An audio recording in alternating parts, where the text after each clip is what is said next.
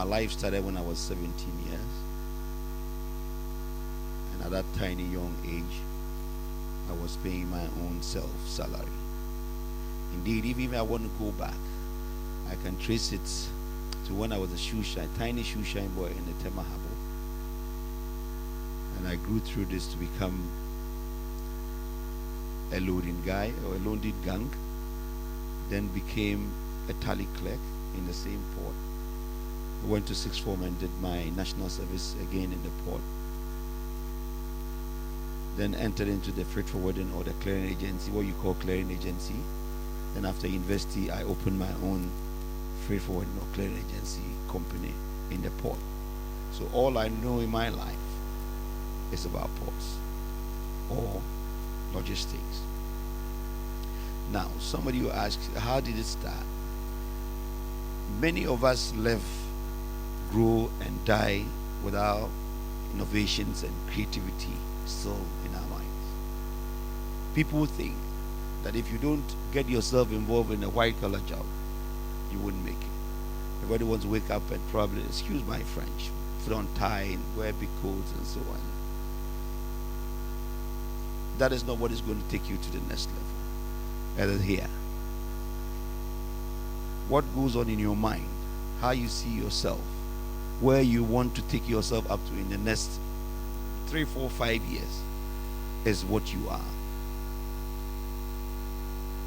If somebody should enter this room today and say, everybody pick a piece of paper. If I'm to give you $10 million, $1 million each, tell me within the next 5 years how you intend to turn this money around. You would see what people will write. If there are shanties here, they will first buy the cars, and others will do other things. If, of course, the Mercedes Benzes and so on and so forth. And that is typical of Ghanaians. When we get money, the first thing we think about is a car, then a house, then, without thinking about how to make that money multiply itself or how to make that money work for us. Everybody has that creative sense or that creative idea, but how to put it into practice has always become a problem. Just sit down and think for a moment. How did the Facebooks and the Twitters and all these people start? They were not born with it. They just sat down, had this idea, and developed it creatively into what it is today. You can do same. You can do same. You don't need to go to the best schools in the world to become what you want to become. Indeed, you don't even have to go to any school at all. But if you wish to become something and you have the knack for it, you'll get there. Look at Osei Kwame Despite. Which school did he go to in Ghana? He started from selling goods on the top tabletop. Then they started pushing cassettes in truck, wheelbarrow, selling cassettes. Then we didn't have CDs. Then later on, he took a shop, small shop, kiosk shop, and started selling CDs and this same cassettes. Then he became a producer of musicians. Then gradually, today look at him. He's one of the best or one of the richest entrepreneurs in Ghana. He sets up radio stations. He picks the best and tell them, I don't want to live on the process of this radio station, but I want the radio station to work for me. And truly, he sets up companies, and all the radio station does is to promote his companies or his manufacturing concerns. This sweet chocolate drink is his factory. Standard mineral water is it? No, not standard. There's one. What's the name? Special ice is for his closest pal, Sapo. Need Fufu flour is his company. And all the adverts you hear on Peace FM and all the stations are Osei Kwame Despite's company. And that is what he gets from the radio station. And you guys get to keep to work and of course pay yourself the salaries. And today look at where he is. You can do the same. You can be there too. Don't live, grow, and die with your own creative thinking in your mind. One problem we have in Ghana, though, is how to finance this creativity. It's just unfortunate that if you look around, not many people here still have their grandfathers or their grandfathers' grandfathers still living. So if you go to a bank and they ask you to go and bring your grandfather's grandfather before they give you money, automatically they are telling you they don't want to give you the money. And the cost of capital is not interesting for young people to go in there and take money to start up in a business. Whilst Japan is having an interest rate of 0.75% per annum, we are paying 35%. So a young guy going for money to start up a business and starting at a cost of 35%, without even knowing where he is going or she is going, it becomes a problem. So what they do, they just sit back and say, let me just stay away from this trouble. But at a point, somebody has to say, let us try something different. That is why this government has couched a plan, strategic plan. We intend to grow the economy through industrialization.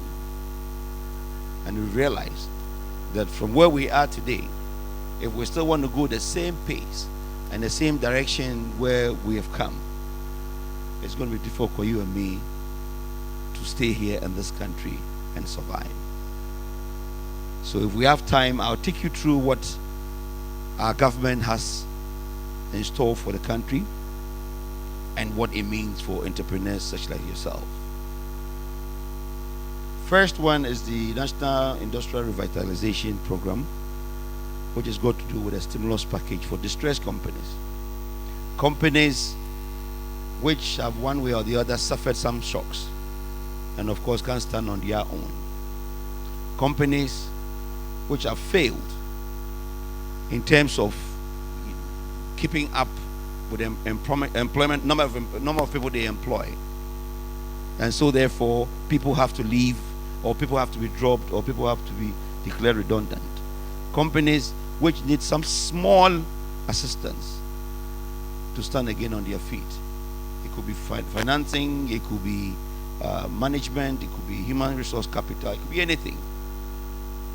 The government has set up a package for such companies. Indeed, as I speak to you, we have identified about 150 companies which are in this category.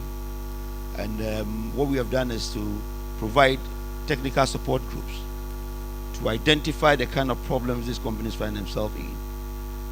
Then with the recommendation, we have project finance institutions which will take up what their problems are, depending on the option that these consultants will place these companies. And I tell you, it's working miracles. It has given some new strength, some new hope to some of these companies, especially our textiles industry. And as we speak, I can tell you that that idea, that sense of dying which they had previously, is all melted and gone. Another one is our One District, One Factory flagship program, which I'm sure everybody has heard about. We're rolling out this month, if we are in June, and it's a program to get our rural folks also working and keeping up with their colleagues or their brothers and sisters in the urban areas. We intend putting up 216 factories in all the 216 districts of Ghana. At least we will try to get to that number before our time. The factories are supposed to enhance the economic potential of the district in which you find them.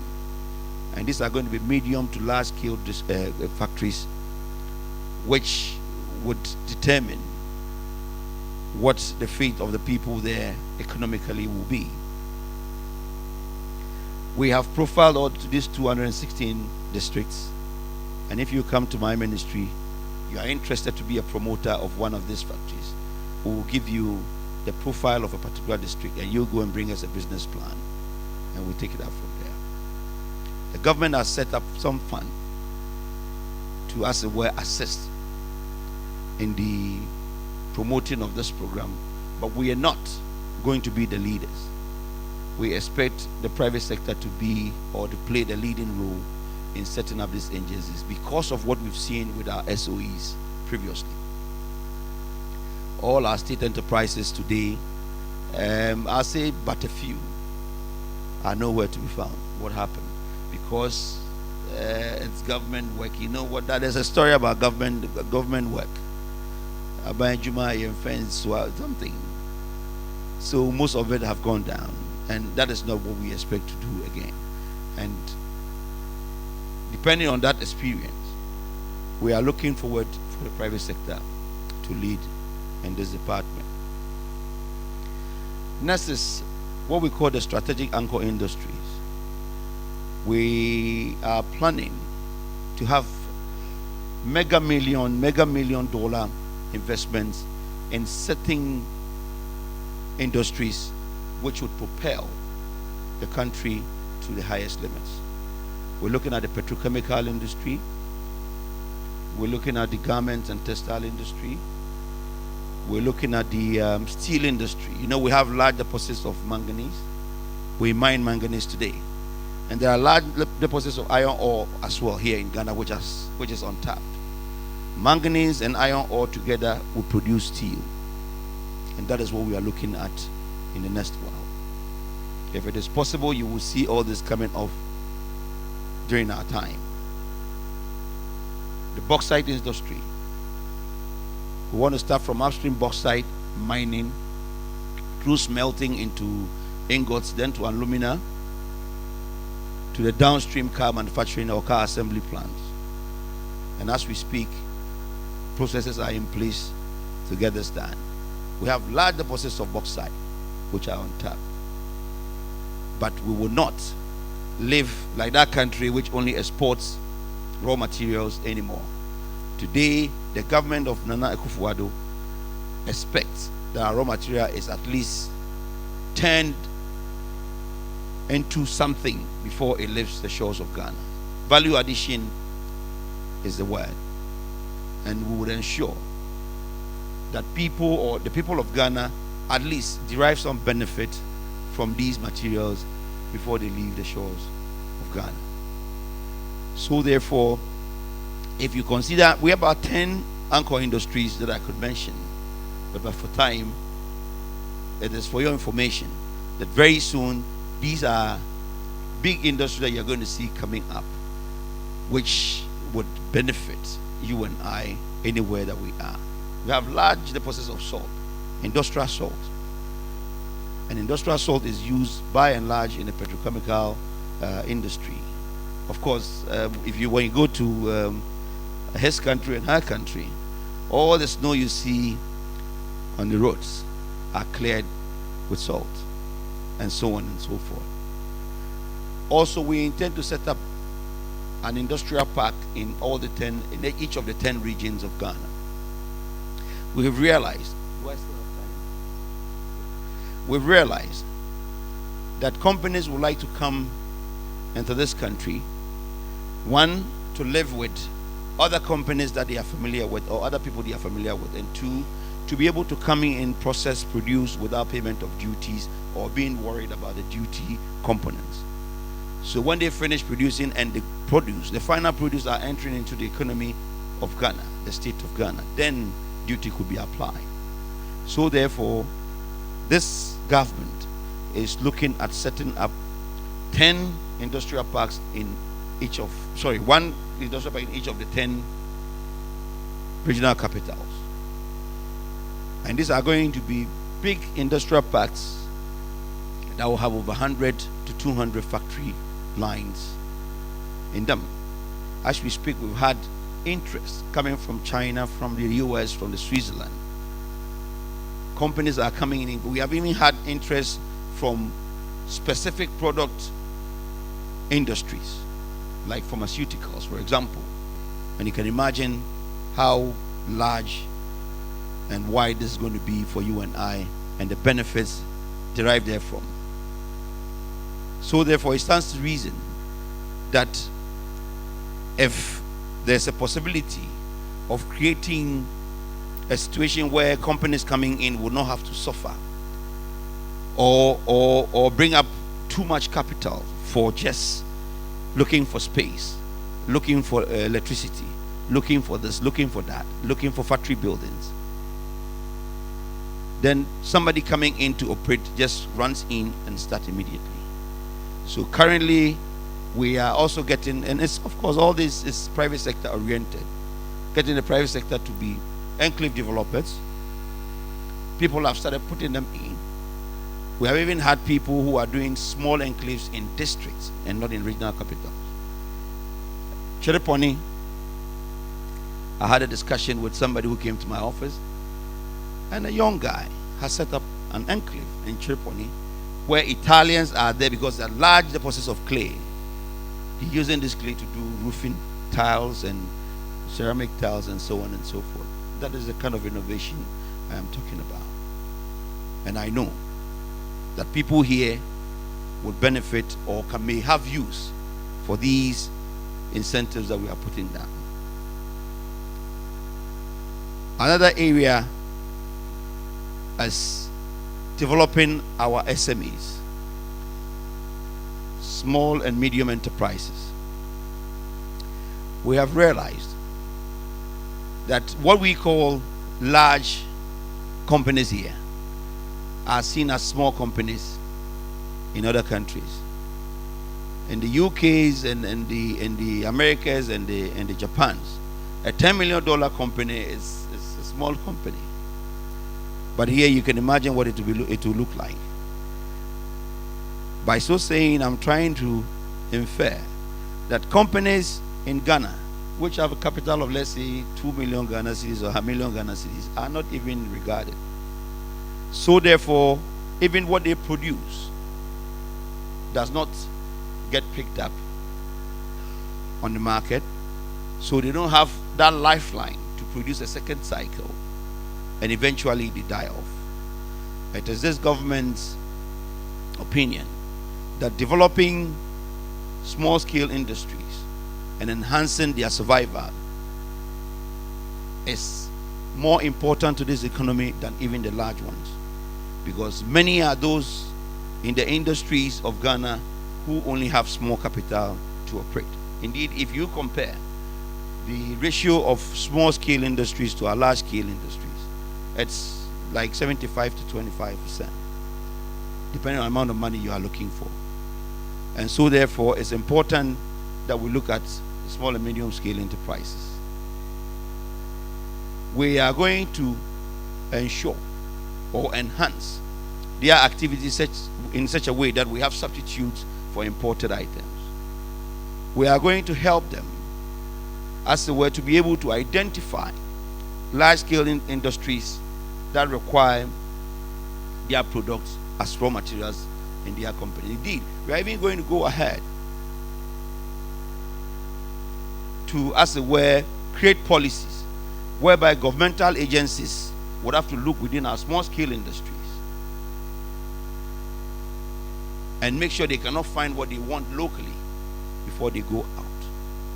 And that's what brings me to the next one, which is the industrial subcontracting exchange, where we're going to profile all our large-scale companies here in Ghana, see what they use as raw material, and match them with our small-scale industry and see how we can get them picking their produce or their raw materials from these companies.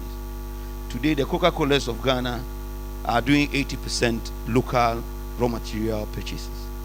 And very soon, as they've promised me, by the end of this year, they intend to pick everything locally. Indeed, if it hadn't been for this Commander Sugar Factory, which is not in operation, I'm sure by now they'll be doing 100%. But it's very sad to note that the factory will be built to wait for the raw materials to grow. As we speak, we don't even have a farm, a plantation of sugar cane, but we have sugar cane factory sitting there waiting for the machine. It's the worst form of investment that anybody can indulge in. And we have stated that there's no way we are going to make that factory go rotting. We are speaking to people, and we expect that very soon we should get somebody coming in. We heard before we come into power that a $24 million contract has been secured to get sugarcane planted. Unfortunately, as I speak today, we still haven't found that money, and we don't know whether it has been contracted yet or not. But of course, that's not what I came here to talk about. I'm only expressing myself in terms of how worrying it is for my wife to pound the fufu and tell me he's now going to market to shop for the ingredients for soup. I will go crazy. Well, the next item on our 10-point agenda will be export development. We have realized that if we don't indulge or if we don't enhance our export capabilities, our balance of payments will always be very, very large in the deficit. As we speak, it is the shortages that we find in our budgets and some of these things which leads to government going on to take bonds. And when the bonds are taken, we hear people crying. But whether they cry or they don't cry, we will not let this country rot. Exports from Ghana are suffering a very heavy blow, especially on the agro sector. As we speak now, EU has placed a ban on exports of agro foods to Europe. The US keep destroying our agro produce whenever they get to their country because of phytosanitary problems. We as a government think that it's a big loss if our exports are not accepted amongst these major players, especially when they have given us that opportunity to ship into their countries free of charge or free of duty. So therefore, we are going to enhance exports and export development and ensure that strategies or partnerships which will help us grow our exports, which help us increase or improve our foreign direct inflows, we are going to do them. And one of the measures will be going through AGOA. I'm sure you all heard about AGOA, which is what is it? African Growth and Opportunities Act by the US, where people or countries such as ours are allowed to ship into the US free of duty. During our first term in office, that is Kufuor's era, my minister, who was then still the Minister for Trade, we were shipping, or we had a turnover of close to about $50 million to $70 million for just textiles exports to the US. Today, it has reduced to only 12 million or 5 million. 6 million. Last check with USAID said we're only doing 6 million with AGOA to the US. We are back. And if you listen to me in our anchor industries, garments and textiles is going to form one of the bases for these anchor industries. And we are going to catapult our exports again back to where it belongs. Indeed, as I speak to you, there's one particular garment industry at the garment center here at Ejabing that we have projected with the help from USAID. And this year they alone are looking to do $27 million of exports of garments to the US. And you can imagine what this does to our economy. If we don't get good inflows of dollar, pressure mounts on our cedi. And that is where you see the cedi running, because there's not enough dollar coming in. But the people who go out there and buy goods would need the dollar. They have to get the dollar. That is why we are not going to relent in getting exports back where it belongs. Our next point will be business regulatory reforms. This is a program which is going to ensure that many businesses which find it difficult to come into our country because of business um, regulations, will reform them to make it smooth for them to come in and operate. Also, existing companies which are finding it difficult to grow or to, let's say, top up capital because of one reason or the other, will have regulation guidelines and so on to, as it were, prop them to wherever they want to grow up to. It is not easy for somebody to just pick their money and come and invest here in your country. They don't know the terrain. They don't know what will happen, even especially when there's a change in government. A friend in China whom I asked to come here and invest said, no. You guys, when I come and invest, you keep on changing your government every 8 years. So when I invest after 8 years and another government come in, that is not your government. So what shows that my investments will be protected? So I'm saying this for Ghanaians to keep us on for 30 years, if it is possible. Right.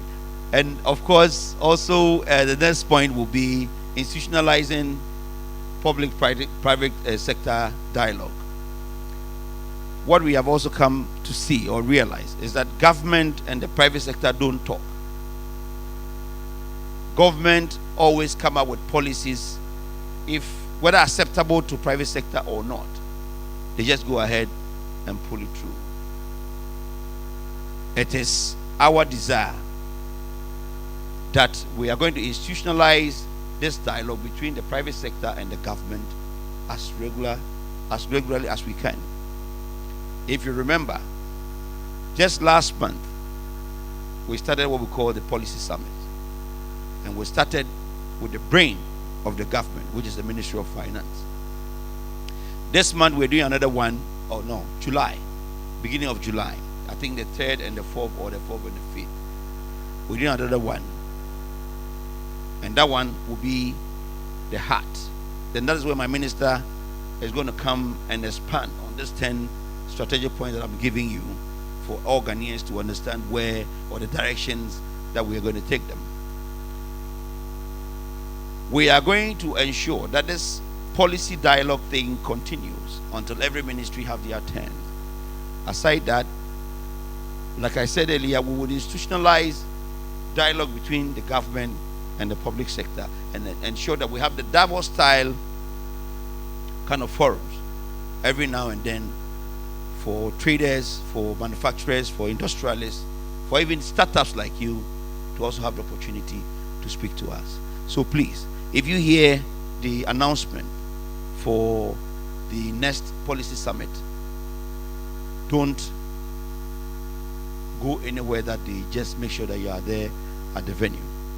The last but not the least will be domestic trade, improving domestic trade. We have also realized that it's become a problem for even Ghanaians to trade among themselves. It's become a problem for elitists such as you sitting here to go down there and buy a shoe that somebody is carrying on a head or selling under a tree somewhere. Why? Because we have not improved our retail infrastructure to the point where you would want to go in there and buy. This shoe I'm wearing, if it's in a boutique somewhere, the price is different from if it is being sold under the tree here. The Kumasi people will do 9 shoes and will give them names, matricule, so nobody will go there and buy. In the meantime, that same shoe, if it is put on a shelf somewhere, you will see people rushing for the shoe. When it is being sold at 25 Ghana cedis under the tree and 350 in the shop, we will go and buy 350.